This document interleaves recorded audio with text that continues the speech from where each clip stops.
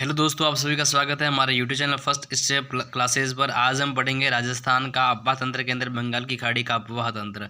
इससे पहले हमने 2 वीडियो अफवाह तंत्र संबंधित बनाए हैं, जिसमें आंतरिक अफवाह तंत्र और अरब सागर का अफवाह तंत्र हमने पढ़ लिया। और आज पढ़ेंगे बंगाल की खाड़ी का अफवाह तंत्र, जिसकी पहली नदी है चंबल नदी। इसके अन्य नाम इसे चरणवती या चरमणवती नदी भी कहा जाता है। राजस्थान की कामधेनु कहा जाता है, नित्यवाही नदी कहा जाता है क्योंकि ये हमेशा बहती है। इसे ये एक बारामसी नदी भी है।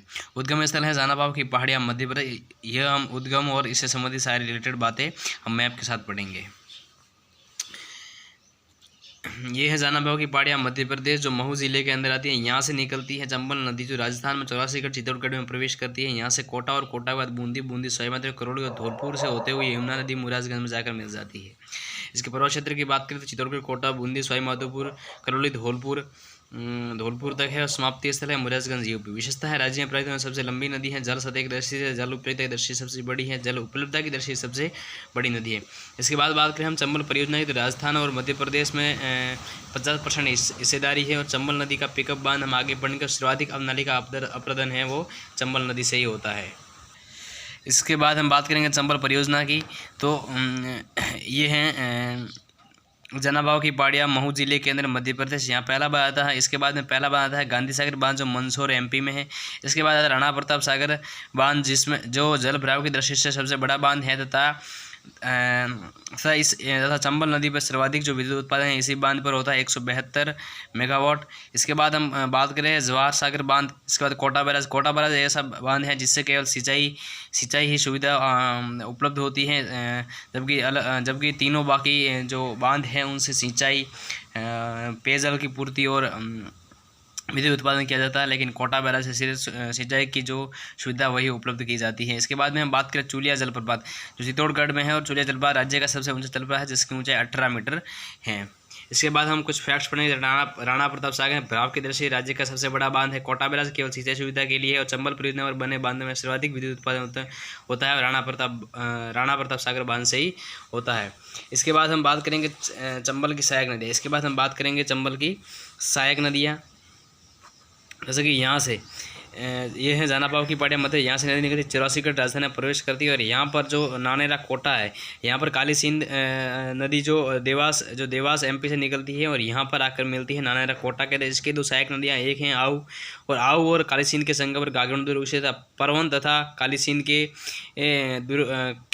जो हैं संगम पर मनोहर थाना दुर्ग। इसलिए इसके बाद आती है पार्वती नदी, जो यहाँ पर आती है। फिर बनास नदी की बात करें, राजसमंद से निकलकर चंबल में यहाँ पर जो रामेश्वर सवाई माधोपुर यहाँ पर मिलती है। और यहाँ पर शिप नदी आती है। यहाँ पर त्रिवेणी संगम बनता है बनास, शिप और चंबल नदी का। और इसके आगे वो यूपी में जाकर मुरारगंज की तरह इन नदियाँ मिल जाती हैं। इसके बाद हम बात करें इनके अन्य सहायक नदी, तो बामनी व कुराल नदी है। बामनी व चंबल नदी के मध्य भैंसरोगढ़ है, जो जिसे राजस्थान का वेलोर कहा जाता है। तमिलनाडु में एक दुर्ग है जिसका नाम वेलोर है। और इसकी जो तुलना है उस वेलोर से की जाती है, इसलिए इसका नाम राजस्थान का वेलोर है। बनास नदी की बात करें, इस जो बंगाल की खाड़ी का अपन, उसके दूसरी नदी जो है बनास नदी है। इसके अन्य नाम है वर्णासा और वन की आशा।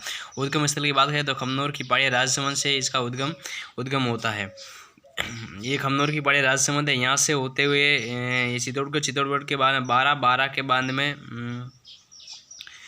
बाद में टोंक और सवाई माधोपुर रामेश्वर में जाकर ये चंबल नदी से मिल जाती हैं। प्रवाह क्षेत्र की बात करें, राजस्थान, बिहार, चित्तौड़गढ़, अजमेर, टोंक, सवाई माधोपुर।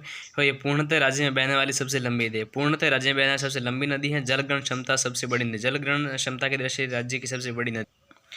इसके बाद हम बात करें बनास की सहायक नदियाँ, बनास नदी।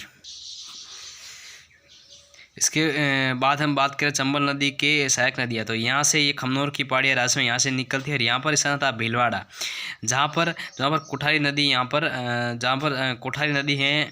कोठारी नदी यहाँ पर बनास नदी में मिल जाती है। और यहाँ पर बना हुआ है कोठारी नदी मेजा बांध बना हुआ है। इसके बाद में आती है यहाँ पर एक जो त्रिवेणी संगम बनता है, वो एक दाई नदी और खारी नदी जो यहाँ से निकलती है, इन दोनों का यहाँ पर त्रिवेणी संगम बनता है। यहाँ पर मोरेल नदी आती है जो जयपुर से आती है और यहाँ चंबल नदी में विलय होती हैं। फिर यहाँ से एक आती है गोगुंदा की पहाड़ियाँ से आहड़ नदी निकलती है, जो यहाँ पर एक मोती सागर उदय सागर जिला थी उदयपुर में। यहाँ से गिरने के बाद इसका नाम बेडस हो जाता था और ये यहाँ पर आकर चंबल नदी में विलय होती है। ये इसका डायग्राम है, आप इसे अच्छे से देख लीजिए और पढ़ लीजिए, अपने स्क्रीनशॉट बना लीजिए, जो भी नदी है उसका नाम लिख लीजिए और आगे हम ऐसे ही वीडियो बनाते रहेंगे। अब अगला टॉपिक जो भी होगा BSTC और PTT से संबंधित, उस पर हम वीडियो बनाएंगे जल्द ही। धन्यवाद। आप इस चैनल को ज़्यादा सब्सक्राइब करें और इस चैनल को सब्सक्राइब करें, ज़्यादा शेयर करें और लाइक करें।